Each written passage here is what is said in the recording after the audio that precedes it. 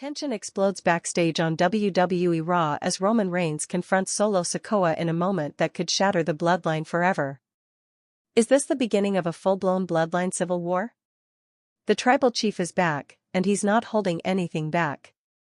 Watch as Roman Reigns corners Solo Sikoa in a heated backstage showdown that could change WWE history. In this explosive segment, Roman Reigns finally addresses Solo's betrayal, his alliance with Paul Heyman, and the growing chaos tearing the Bloodline apart. Will Roman take back control, or will Solo Sikoa rise as the new head of the table? Under the dim fluorescent glow of the backstage corridors at Monday Night Raw, a storm was brewing.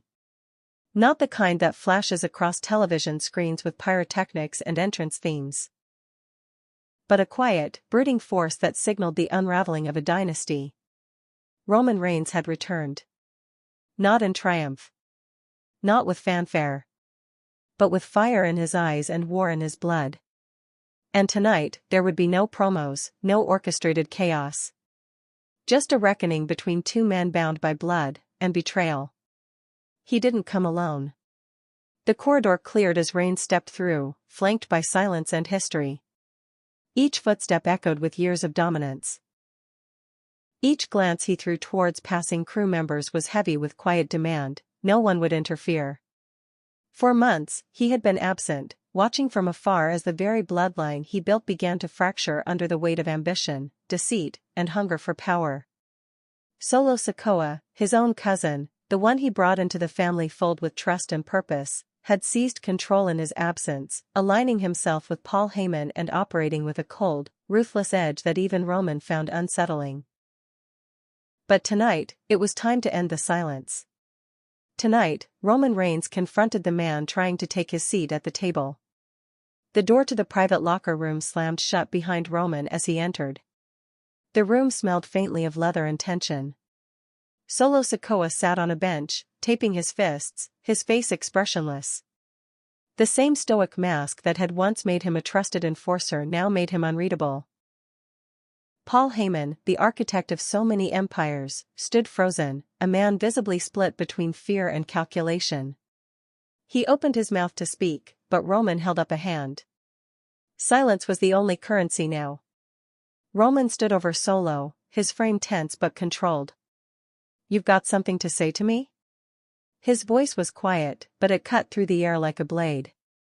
Solo didn't rise. He didn't flinch. Instead, he continued rapping his fists, his silence a kind of defiance that ignited the fuse. "You take my spot. You wear my legacy like it's yours to rewrite," Roman said, pacing slowly. "You walk around backstage like you built this. Like you bled for it. Like you carried this damn company for 4 years straight while everyone else was trying to figure out who they were. But you didn't build the bloodline. I did." Solo finally looked up. His eyes were hard. "You left," he said, his voice even, unbothered. "You ran." A sharp intake of breath from Paul Heyman. Roman stepped forward, inches from his cousin's face now. "I left to protect this family. I left to rebuild after they tore us apart. I didn't walk away, I watched from the shadows while you turned this place into a battlefield.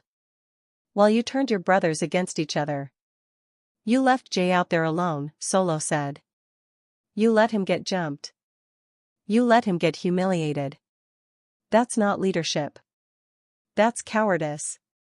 The room seemed to shrink with the weight of those words. For a second, Roman's face cracked, just slightly. That pain. That guilt. The memory of JUSO walking away, broken, bruised, and betrayed because the family he fought for had imploded. But Roman didn't let the moment linger. "I gave everything for this family. I sacrificed for this company. I made the bloodline the biggest damn thing WWE has seen in decades," Roman growled. "And you thought you could run it better? You thought you could wear the crown without earning the scars?" Solo stood now, the room practically vibrating with tension. "I didn't ask for your crown," he said. "I took it because no one else would. The bloodline was falling apart. You were gone. Jimmy's lost. Jay's gone. And all Heyman did was whisper about your return. We needed someone to lead. I stepped up. Paul Heyman took a nervous step forward. Gentlemen, maybe now's not the— Shut up, Paul, both men snapped in unison. Heyman recoiled, retreating toward the far wall, his hands trembling. The silence after that was suffocating. Roman circled Solo now, like a wolf around a rival. You think stepping up makes you worthy? You think being head of the table is about ordering people around and making threats? He stopped, leaning in. Being the tribal chief means carrying every weight. Every failure. Every betrayal. Every damn loss. It means knowing that when the walls fall, you're the only one left standing. You think you're ready for that? I'm not afraid of the weight, Solo said. I'm not afraid of being hated. No, Roman said. But you should be afraid of me. Solo didn't blink. Everything you've done, the way you turned on Jimmy. The way you tried to make a play for power. That wasn't strength. That was desperation, Roman said. You're not ready. You're not even close. And I'm here to clean up the mess you made. Solo's jaw clenched, but he didn't speak. Instead, he walked past Roman, slowly, stopping at the door. You think you still control this family? He said. You think because you walked back in here with your music playing and the lights flashing, that everyone's just going to fall in line again? He turned back to face Roman. It's too late for that. The line's already broken. And there's no table left. Roman looked at him for a long moment. Then, a small smirk broke across his face. Not of amusement, but of cold realization. Then I'll build a new one, he said. And I'll put you through it. Solo opened the door and left, his heavy footsteps echoing down the hall. Paul Heyman remained behind, sweating, frozen, a man who had seen too many kings rise and fall. Roman stood alone, the silence of the locker room now filled with something new, war drums beating in the distance. The bloodline wasn't just splintered. It was on the edge of collapse, and what happened next would determine whether Roman Reigns would reclaim his throne, or burn the entire kingdom to the ground trying. Outside the locker room, murmurs had already spread. Superstars whispered in corners. Camera operators pretended to fiddle with equipment while listening in. Everyone knew what that confrontation meant. The war within the bloodline had officially begun. No more mystery. No more speculation. The tribal war was real, and it had just claimed its first battlefield. Back in Gorilla, Triple H stood with his arms crossed, watching the monitor in silence. He didn't say a word. Didn't blink. Just absorbed the tension like a man who had seen empires rise and fall before. It's happening, he muttered under his breath. He's finally come back for the crown. Meanwhile, backstage crews buzzed with instructions. Security was tightened. Camera crews were ordered to stay close. Rumors were flying that Jacob Fatu and Zilla Fatu had just arrived in the building, flanked by representatives from both SmackDown and Raw. If this was a war, then sides were being chosen faster than ever. Roman Reigns adjusted his cuffs, stared into the mirror on the locker room wall, and let the silence speak. He wasn't just back to reclaim power, he was back to remind everyone why he held it in the first place. This wasn't a return. This was a declaration. And Solo Sikoa? He had made his choice. Aligned with Paul Heyman, cut from the leash, and fueled by ambition. But ambition without control was chaos. And chaos, Roman had seen, was the exact poison that killed empires. This was more than family drama. This was the collapse of a dynasty live on television. And as Raw roared forward with its chaotic energy, every fan watching, every wrestler backstage, and every producer behind the camera understood one thing: there was no turning back now. As the second hour of Raw rolled on, the atmosphere in the arena shifted from electrified to electric-charged. Fans watching on monitors and in the crowd knew something had cracked, something far deeper than a storyline. Roman Reigns hadn't just confronted a rebellious cousin. He had reignited a civil war that had long been simmering under the surface of the bloodline. But in this war, no battlefield was sacred. Not the ring. Not the locker room. Not even the family name. Backstage, Roman moved like a storm, every step deliberate, every glance calculated. He didn't speak to the production crew, didn't answer questions from WWE officials. He was a man on a mission. A war general gathering his forces.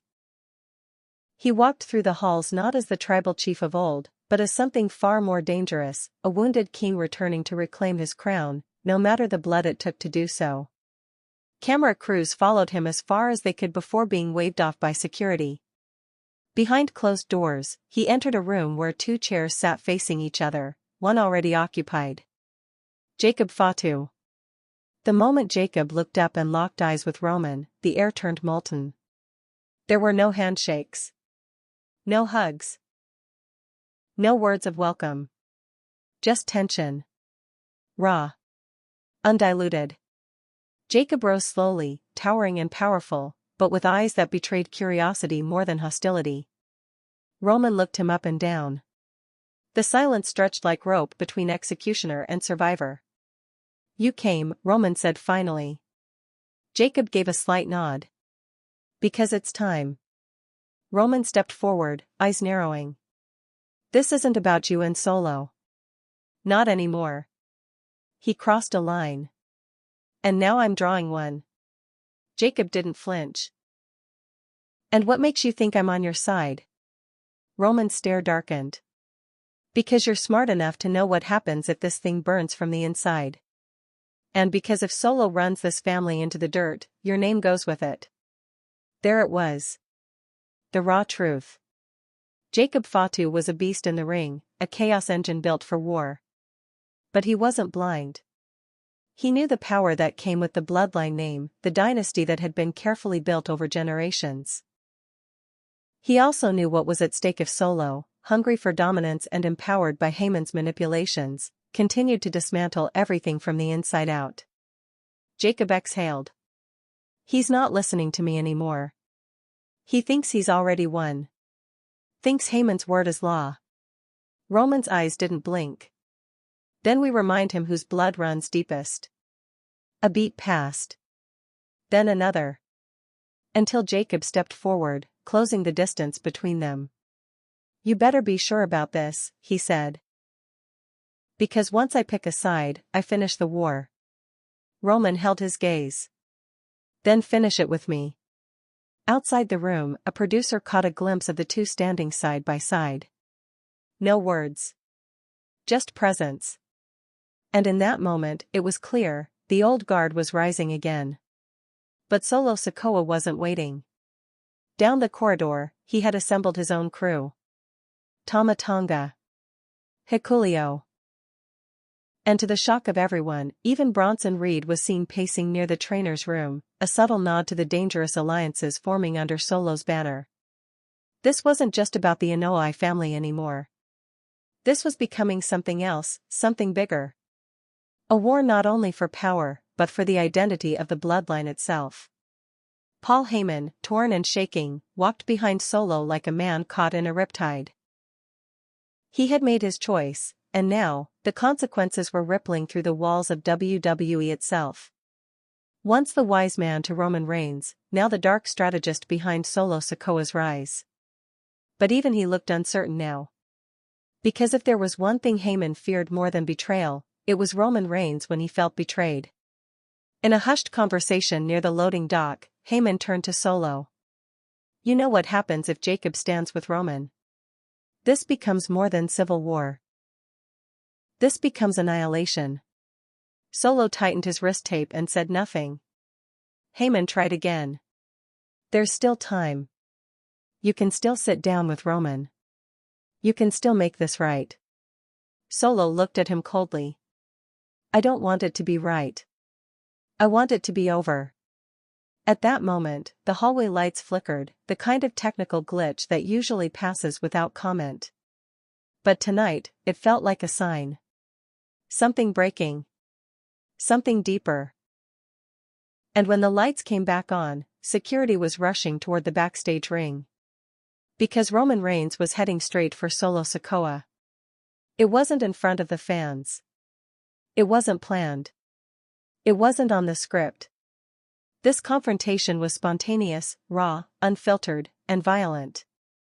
The cameras caught them halfway between the gorilla position and the locker room hallway. Roman didn't wait. He shoved through crew, threw a table aside, and went straight for Solo. "What the hell did you do to this family?" Roman roared, shoving Solo backward into the concrete wall. "What did you do?" Solo responded with a stiff elbow to Roman's chest, shoving him back. "I did what you wouldn't," he growled. "I took control." They collided again, fists flying. This wasn't a brawl. This was vengeance. Security swarmed them, but neither man backed down. Solo slammed Roman into a metal container. Roman fired back with a Superman punch that sent Solo reeling. Chairs flew. Lights shattered. This wasn't a moment, this was a message. Raw's backstage had turned into a battlefield. Producers were screaming. Officials were calling for help. But no one could stop it. Not yet. Not while Roman had fury in his veins and Solo had the audacity to believe he could wear the crown. Then, out of the chaos, Jacob Fatu emerged. And he didn't go for Roman. He grabbed Solo by the collar and shoved him back with a force that made the entire corridor stop moving. "What the hell are you doing?" Jacob barked. "You think this is strength? You think this is what we're supposed to be?" Solo shoved Jacob away. "You don't get to tell me anything. Not anymore." Jacob lunged forward, ready to drop him where he stood, but Roman stepped in. "Not here," he said quietly. "Not yet." The three stared at each other, blood tied by ancestry, divided by betrayal. Jacob looked from one to the other, then walked away. But the look in his eyes told the story. This war wasn't ending here. It was just beginning. And now, sights were clear. Roman Reigns. Jacob Fatu. Versus Solo Sikoa. Tama Tonga. Bronson Reed. With Paul Heyman playing both sides like a man holding a grenade with no pin.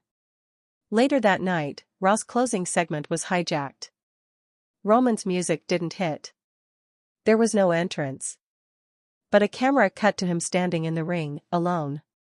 He looked straight into the lens and said, "Solo, next week. I'm not coming to talk. I'm coming to fight. And when I'm done, there won't be a bloodline left to burn." The screen cut to black. But the echoes of war had just begun to rumble across the WWE universe. The week between Raws was anything but quiet. The WWE universe was set ablaze. Social media exploded. Commentators couldn't keep their mouths shut. Podcasters, YouTubers, news outlets, everyone had an opinion. Was Solo Sikoa right to rise up and claim his own version of the bloodline? Or was Roman Reigns, the longest-reigning world champion of the modern era, the rightful king returning to reclaim his crown? WWE programming across all shows teased it relentlessly. SmackDown opened not with a match, but with a recap, a cinematic, black and white package showing the chaos that erupted backstage. Roman's fists. Solo's defiance. Jacob Fatu's restraint. Paul Heyman's trembling hands. It was no longer about wrestling. It was about legacy. But what no one saw, what WWE didn't air, were the meetings held behind closed doors. The fallout of the confrontation wasn't just emotional. It was logistical. Wrestlers began choosing sides. Agents were caught in the crossfire. Vince McMahon might have been gone, but his ghost loomed over the company like a dark cloud. Because this wasn't just another storyline. This was becoming the storyline. And it was far too real. Monday arrived like a storm cloud. The fans packed the arena. Chants of Tribal Chief, mixed with Solo. Solo. Divided the audience straight down the middle.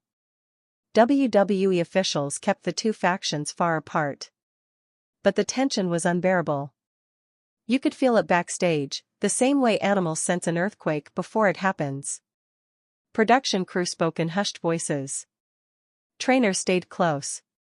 The legal team was on hand. No one knew what was about to happen.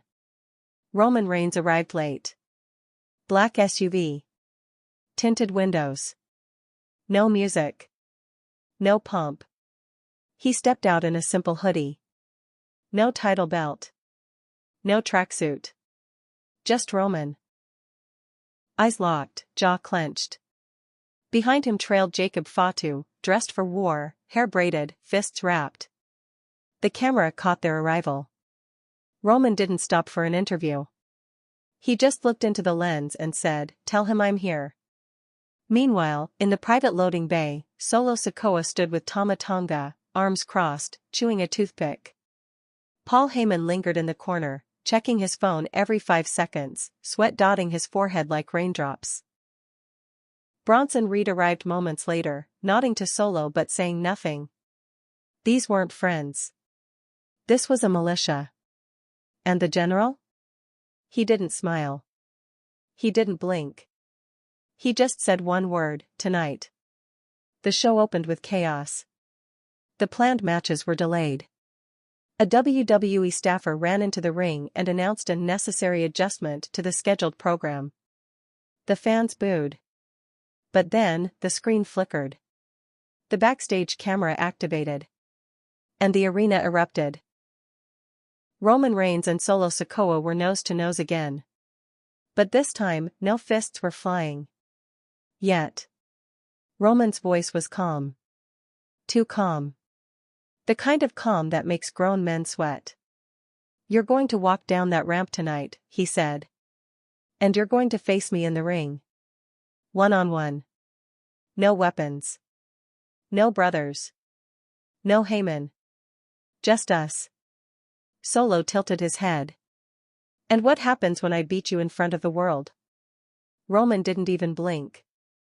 "You won't." Silence. Then, Solo smiled, cold, thin, unbothered. "I accept."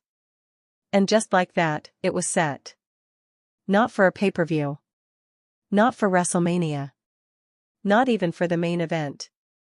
It was happening in less than 2 hours. All through the show, WWE didn't cut to commercial without reminding the audience. The tribal confrontation was coming. No titles. No stakes. Just war. Superstars watched from behind the curtain. Becky Lynch, Seth Rollins, even legends like JBL and Booker T were seen in the crowd. This wasn't just Bloodline business. This was wrestling history. And finally, the moment arrived. No entrances. No pyro. The camera cut to the ring. Roman was already inside, pacing. The audience was a sea of noise, chants colliding like thunder. Solo's music hit. He walked out alone. No Paul Heyman. No Tama Tonga. Just Solo. He stepped into the ring, chest to chest with Roman. The referee didn't even know if he was supposed to start a match. There was no match. This was a confrontation that had spiraled into something primal. Roman stepped forward. "Before we do this, I want you to understand something. I didn't build this to fight you. I built this to protect you. I built the bloodline so you'd never have to carry what I carried. So you'd never have to bury your brothers in betrayal." Solo stepped closer. "I didn't ask you to build anything. I don't want protection. I want power." Roman stared him down. "Then come take it." The first punch wasn't thrown by Roman. It was Solo. Right hook. Fast. Brutal. It rocked Roman's jaw and sent him stumbling. The crowd screamed. The referee fled the ring. Roman recovered, barely, and responded with a Superman punch that shook the ring. Then chaos. Tama Tonga slid into the ring. He tackled Roman. "Jacob."